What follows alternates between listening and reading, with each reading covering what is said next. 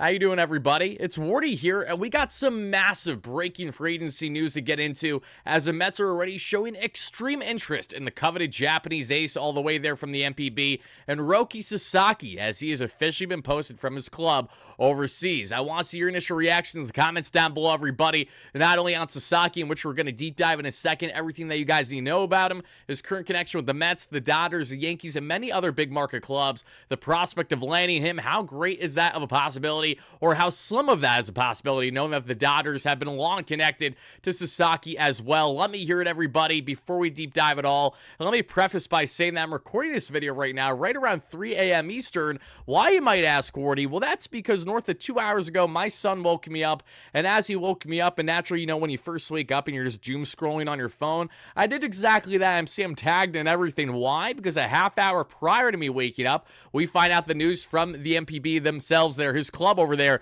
that he's officially been posted. So we're going to deep dive everything here, right now, folks. Smash a like and subscribe on as your first chiming in. Let us know all your thoughts, and shout out to our amazing sponsor at BetUS that has you covered all your sports betting needs as America's #1 sportsbook. So what we have seen outside the initial report here from the NPB and his club there itself, we have Jeff Passan of ESPN with a brilliant article that I'm going to break down briefly for each and every one of you on the current Mets connection, the Dodgers connection, and many others, and how this is expected to play out with one Roki Sasaki, everybody, because we know that Roki's absolutely dominant, and unless you've been living under a rock the past couple years and don't know who Roki Sasaki is, let me enlighten you at least a little bit, guys.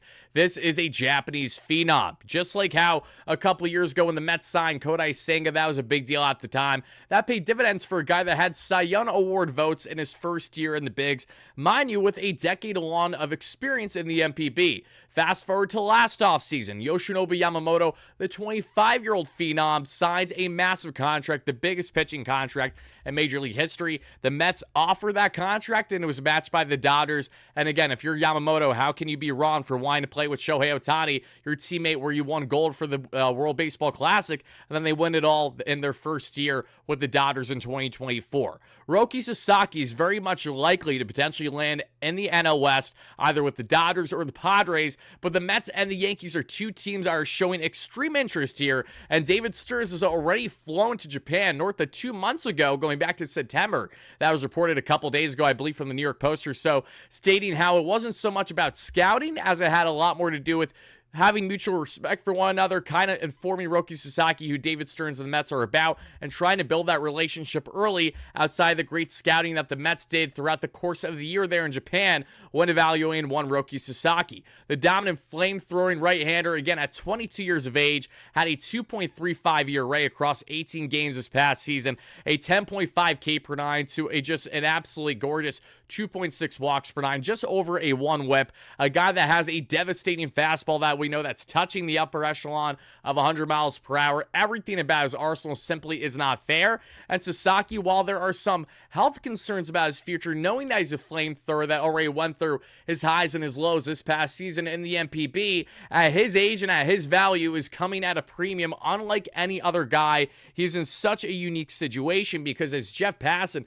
breaks it down beautifully here in his article, this is a unique one because he can only sign on a minor league contract given how prematurely he's being posted by the NPB. So similarly to Shohei Ohtani when he came to the States back in 2018 or so with the LA Angels, where he only signed for $2.3 million, that is essentially what would happen here with Roki Sasaki. He's not someone that would be able to ink a massive $100+ million contract the way that we saw Yoshinobu Yamamoto did, because he did not wait the multiple years until his contract in the NPB was officially coming to an end. So they reached an agreement, which I find a little surprising, but that just shows you how much Sasaki wants to be out of the NPB and how much he wants to hit the States, rightfully so. And this is a unique one, as I mentioned, because you can not only sign him to a minor league contract, but the amount of dollars that you can actually throw out goes in hand with the bonus pool money that you're working with. So the LA Dodgers, who are deemed as a heavy favorite right now to land Sasaki's services solely because of the fact that Sasaki, there's already been reporting over the past year that he is great has great rapport with Yamamoto, Ohtani, teammates there in the WBC, of course, there. And again, if you're Sasaki, why wouldn't you want to be an LA Dodger? I don't see how there's any realm or any world why the Dodgers aren't the favorite unless a team like the Mets and others can do everything in their power to sway it and say, hey, Sasaki, you want to be the go-to guy here? Again, you can go and be one of the many pieces with the Dodgers and really have things smooth sailing for your chance to be a consistent winner every single year. However, you're not going to be the face of that organization the way that you would be with the Mets, with the Yankees, with the Padres to a certain extent, among other teams in Major League Baseball, especially with the Mets and the very little that they have in their rotation right now. Sasaki implementation right away with his fellow countryman Kodai Senga would be a gorgeous 1-2 pairing at the head of this rotation there, and would clearly show that Sasaki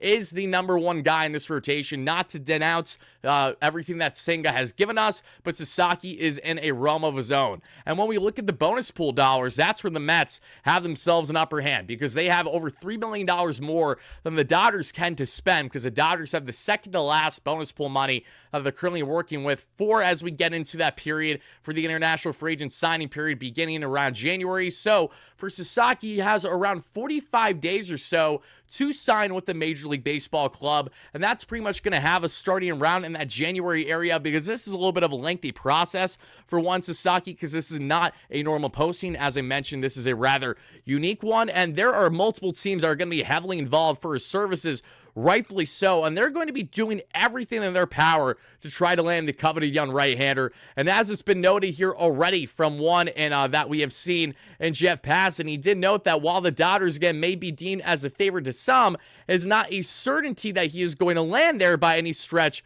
of the imagination here. And as we further go down in this article, there's one specific thing that I would like to highlight for each and every one of you, so just bear with me 1 second as I do exactly that. There's a mention there on the Shohei Ohtani contract when he first arrived for $2.3 million. And he did make note that both the Mets, again, both the New York teams have extreme interest. And while the Dodgers and Padres will be heavily involved there, Padres AJ Preller, this goes back a number of years that they've had heavy interest in Roki Sasaki. In the case of the Mets here, they have really had a further interest since Billy Epler came in the realm as GM a couple years ago, really evaluating stars across the NPB there, across overseas, and that's paid dividends for the Mets in their pursuit of Kodai Senga. Wasn't for a lack of effort on Yoshinobu Yamamoto, certainly. It was just, unfortunately, the bad hand where the Dodgers were the big bad Dodgers. They had just landed the biggest Japanese phenom, and the biggest phenom in Major League Baseball, potentially history, in Shohei Ohtani. So it's really hard to sway certain guys to say, hey, come over here instead of going over there, when you know how much of a guaranteed get you get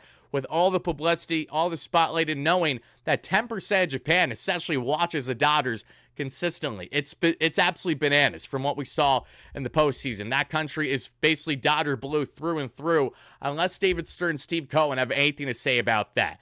This is also a trickier situation for the Mets in their pursuit of Sasaki. Why, you might ask? Simply because the Mets can't flex the guns with the dollars the way that they did with Yamamoto. So even if, say, the Mets weren't the sexiest or the most appealing team to try to land Sasaki services, something that they have really been able to do well over the past couple of years is flex their dollars, unlike a lot of other teams in Major League Baseball with Steve Cohen. Knowing that this is a situation where you can't flex the dollars because it doesn't matter, you can't spend beyond whatever you have in the bonus pool, essentially, that has a lot of teams' hands tied already that have already spent the majority of their bonus pool money that they have set up for the international free agent signing period. The Mets thankfully have a bit more dollars than the Dodgers and other teams in the National League, but it suggests that that alone will be the difference maker in trying to land Sasaki services, I think is far-fetched. It's going to come down to Swain. It's going to come down to trying to sell him on the Mets and to be the front man in this rotation, and potentially a guy that can dominate in Queens for the next north of 5-10 years potentially after signing him to a minor league contract to a couple years, whatever that may end up being. The Mets are in a win now stage. The Dodgers just won it all. Obviously, LA is the more appealing team between the two, which is why I'm not going to tell any Mets fan right here, right now to say, okay, Sasaki's a slam dunk to land with the Mets. No. We have learned from the Yamamoto sweepstakes. We have learned over the past couple years, especially one such as this should have us all okay saying, we're cautiously optimistic, but I firmly, at this point in time, do not expect the Mets to land Sasaki until proven otherwise. I pray and I hope I'm proven wrong, but this is a guy that feels like he has just Dodger blue written all over him until proven otherwise. So Mets fans, Dodgers fans, Yankee fans, whoever you're a fan of, let us know your initial reactions in the comments down below to the news that, yes, Roki Sasaki is officially coming to the bigs. Now, Here's another thing to bear in mind before I let you all go. The Dodgers are a juggernaut as is. They are a team that is set up to potentially be a dynasty-type club for the next number of years when it comes to consistently winning championships.